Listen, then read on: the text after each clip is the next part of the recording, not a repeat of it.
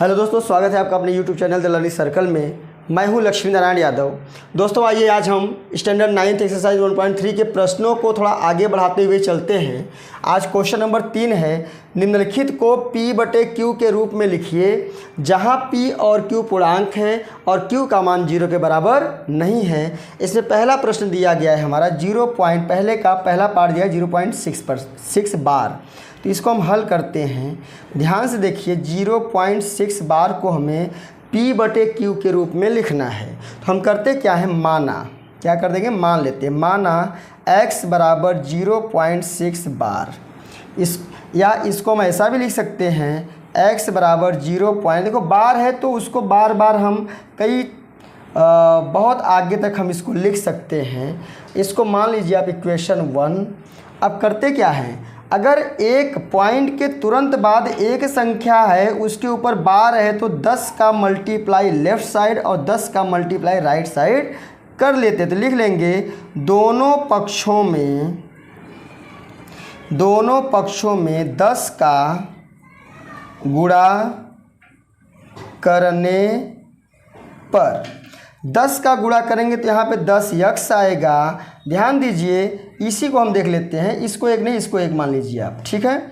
तो यहाँ पे 10 का गुणा करें, हमने आपको बताया कि लेफ्ट साइड में 10 गुणा करेंगे 10x होगा, और यहाँ पे 10 का गुणा करते हैं, अगर 10 का गुणा करेंगे तो 1.10 राइट साइड में जाएगा, यानी बचेगा हमारा 6.66 बार, 6 डैश डैश डैश, या इसको हम लिख सकते हैं 10x बराबर 6.6 बार। इसको प्रश्न इक्वेशन नंबर 2 बना, समीकरण नंबर 2 बना दिया।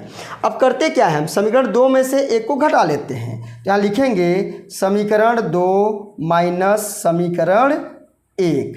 अब 2 क्या है, देखो जो भी दोनों समीकरण हमारे दिए रहते हैं, इन समीकरणों में लेफ्ट की संख्या लेफ्ट के साथ घटती है और राइट की संख्या राइट, यानी बायां पक्ष को बाएं पक्ष के साथ और दायां पक्ष दाएं।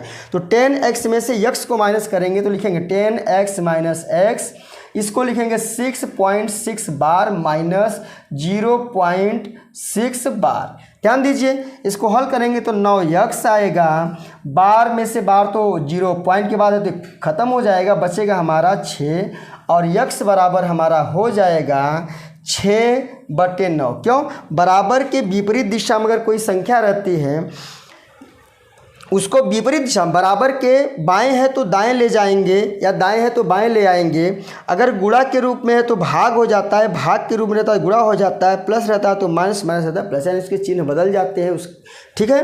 तो यहाँ पे गुणा के रूप में था तो यहाँ पे क्या होगा, भाग के रूप में। तो इसको काट देते हैं, 3 दूनी 6, 3 तिया 9, तो x का मान हमारा आ गया 2/3, यानी कि हम इस संख्या को 0.6 को हम 2/3 के रूप में लिख सकते हैं। आइए दूसरे टॉपिक पे चलते हैं, 0.47 बार। ध्यान दीजिए, इसको मान लीजिए, माना x बराबर 0.47 बार। इसको हम लिख सकते हैं x बराबर 0.4777 डैश डैश डैश। अभी हम क्या करते हैं ना, 10 से गुणा कर लेते हैं। कितने से, 10 से गुणा दोनों पक्षों में करने पर। पहले बार 10 से गुणा कर लेते हैं, दोनों पक्षों में करने पर। चलिए, ये हो जाएगा हमारा 10x बराबर, ये पॉइंट चला जाएगा यहाँ पे, हो जाएगा 4.777, ठीक है। इसको हम समीकरण नंबर 1 मान लेते हैं।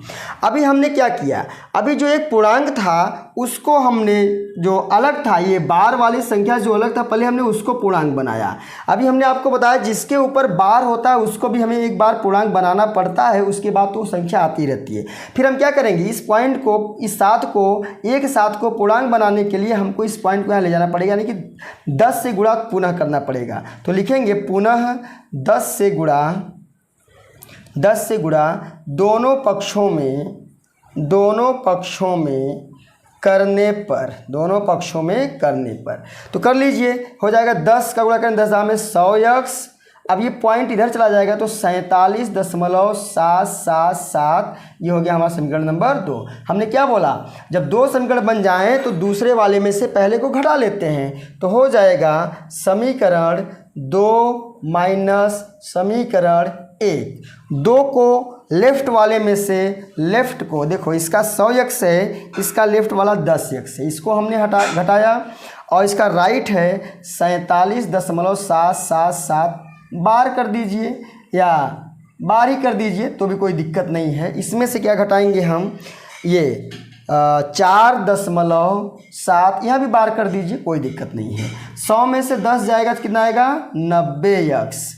अब देखो पॉइंट के बाद सेम संख्या है तो संख्या कट के 0 हो गई, 47 में 4 जाएगा तो बचेगा हमारा 43, यक्स बराबर 43/90। ये हमारा आंसर हो गया।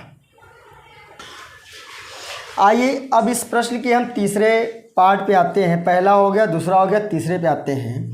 तो तीसरे को किस प्रकार से हम करते हैं उसको ध्यान से आप देख लीजिए। 0.001 बार यानी कि 3 अंकों के ऊपर बार लगा हुआ है। सीधी सी बात है। मान लीजिए, पहले हम मान लेते हैं, माना ये किसके बराबर मान लेते हैं, यक्स के बराबर। 0.001 बार। अब देखिए पॉइंट के तुरंत 3 अंक है और 3 अंकों के बाद बार है। इसको पहले तो हम लिख देते हैं एक बार और, 0.001 जाने दो, बस यहीं पे कर देते हैं। ठीक है, अब क्या करेंगे, 10 से गुणा, इसको मान लेंगे हम क्या, इसको मान लेंगे हम 1। ठीक है, दोनों पक्षों में 1000 से गुणा करने पर, क्यों करते हैं अभी बताते हैं आपको।